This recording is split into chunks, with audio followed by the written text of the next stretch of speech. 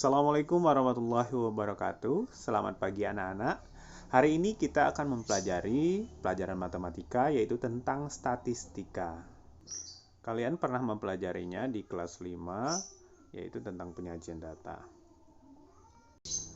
Dalam kajian data kita mengenal dengan istilah datum dan data. Datum itu adalah catatan, keterangan atau informasi yang diperoleh dari kegiatan pengambilan data.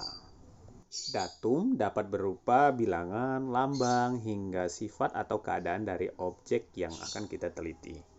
Kumpulan dari datum tersebut biasanya kita sebut dengan data. Nah, kali ini kita akan kembali belajar tentang penyajian data. Penyajian data dapat kita lakukan setelah semua data terkumpul. Ayo kita simak contoh berikut ini. Nah, berikut adalah data dari siswa kelas 6 SD Nusantara yang berjumlah 30 orang telah selesai melaksanakan ulangan matematika. Nah, dari data-data tersebut terkumpullah datum-datum. Nah, datum-datum di sini coba lihat di situ ada angka 80 yang dilingkari, itu disebut dengan datum. Nah, banyak datum-datum yang lainnya yang terdiri dari 30 datum di situ. Nah, dari kumpulan dari 30 datum tersebut namanya disebut dengan data. Nah, tadi kita telah memperhatikan contoh data yang sudah terkumpul.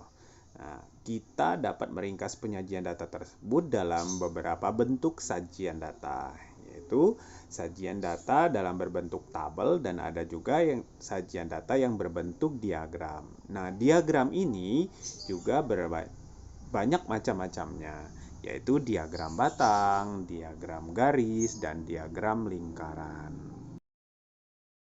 Yang pertama, kita akan menyajikan data dalam bentuk tabel. Nah, sajian data dalam bentuk tabel itu sangat mudah dibuat.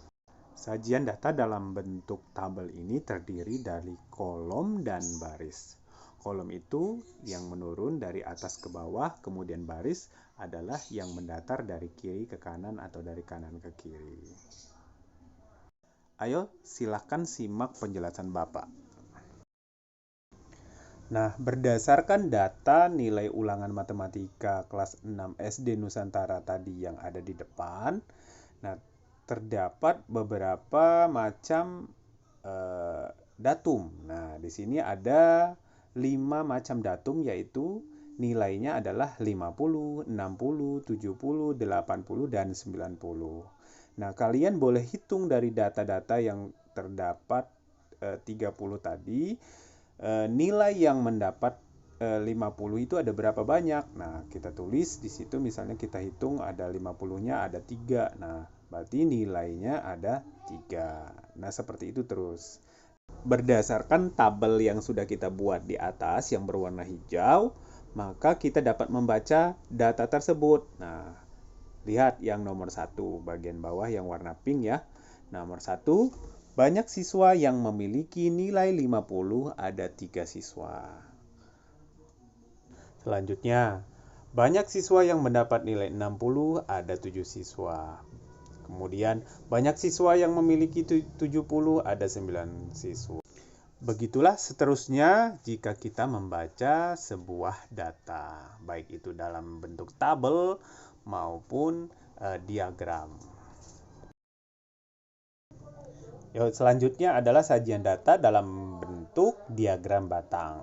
Nah, kita tadi sudah mengetahui bahwa penyajian data itu bisa dalam bentuk tabel dan diagram. Nah, ini adalah diagram batangnya. Sajian data dalam bentuk diagram batang memudahkan kita untuk menemukan informasi secara tepat. Diagram batang memiliki sumbu tegak dan mendatar. Kemudian diagram batang juga memiliki skala. Skala pada diagram batang itu digunakan untuk mewakili jumlah data. Nah, kita simak contoh berikut.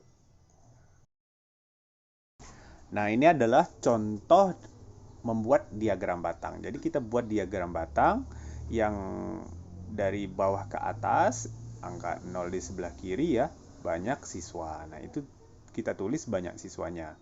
Kemudian yang mendatar ke bawah ya, dari 50 ke 90 itu adalah nilai ulangannya. Nah, kita bisa membuatnya menyesuaikan dengan data yang ada pada tabel sebelumnya. Nah, kalian bisa membuatnya. Nah, untuk membacanya sama saja dengan data yang ada pada tabel. Nah, sama ya. Di bawah itu sudah ada tertulis, kalian bisa baca sendiri. Nah, begitupun dengan diagram garis. Sama saja dengan diagram batang, hanya saja bentuknya adalah garis-garis. Kalau diagram batang adalah bentuknya seperti batang. Nah, membuatnya sama saja. Oke. Sangat mudah dibuat ya. Nah, untuk membacanya itu pun sama dengan diagram batang maupun pada tabel. Nah, cara membacanya sama. Kesimpulannya adalah data adalah informasi yang diperoleh dari suatu pengamatan, wawancara, penelitian yang dikumpulkan dalam bentuk angka ataupun lambang. Contohnya data tinggi badan, berat badan, data ulangan harian, dan masih banyak data-data yang lainnya. Kemudian untuk penyajian datanya itu terbagi menjadi dua, yaitu tabel dan diagram. Diagram terdapat tiga, yaitu diagram batang, diagram garis, dan diagram lingkaran. Namun di sini diagram lingkaran belum kita bahas. Nah, sebagai tugas kalian, di sini sudah ada data umur siswa kelas 6 SD Negeri 1 Sewon. Terdapat data sebagai berikut.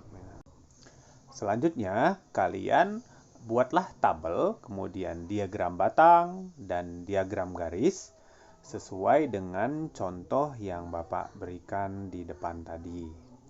Nah, kalian terakhir adalah membuat kalimat ya atau cara membacanya dari tabel ataupun diagram tersebut dengan kalimat sesuai dengan contoh yang Bapak berikan.